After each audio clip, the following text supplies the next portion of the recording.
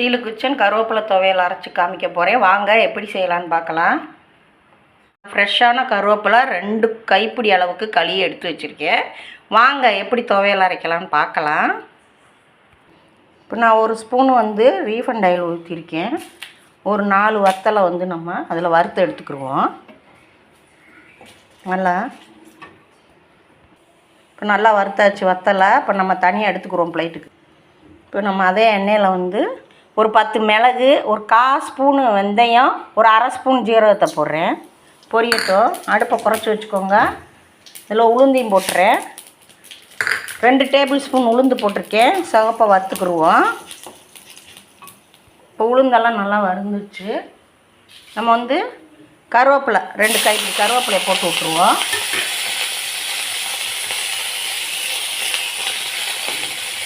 கருவேப்பிலை ரொம்ப வதங்கக்கூடாது. கலர் மாறாத அளவுக்கு நம்ம வறுத்து எடுத்துக்கலாம் நல்லா. இதோட ஒரு சின்ன சைஸ் நெல்லிக்காய் அளவுக்கு நம்ம புளியை போட்டுடலாம். இதில் நம்ம ஒரு அரை தேங்காய் மூடி எடுத்து துருவி வச்சுருக்கேன். அதையும் போட்டுருவோம்.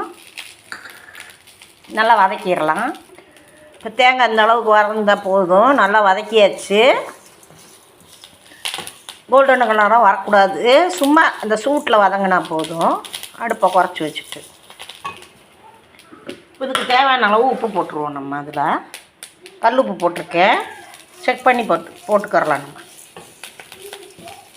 அவ்வளோதான். நல்லா ஆறட்டும். ஆறணுன்னு நம்ம அரைச்சிட்டு வந்துடலாம் மிக்ஸி ஜாரில். இப்போ நான் எல்லாத்தையுமே மிக்ஸி ஜாரில் சேர்த்துட்டேன். இப்போ நம்ம நல்லா அரைச்சிட்டு உங்களுக்கு நான் காமிக்கிறேன். துவையல் அரைச்சிருக்கேன். இது அயன் சத்து நிறைஞ்சது கருவேப்பிலை.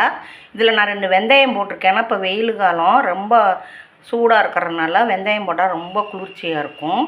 2வது நல்லா வாசமும் இருக்கும் துவையல். நீங்களும் இதேமாரி செஞ்சு பாருங்கள். ஷீலு கிச்சனுக்கு லைக் பண்ணுங்கள், ஷேர் பண்ணுங்கள், சப்போர்ட் பண்ணுங்கள். நன்றி.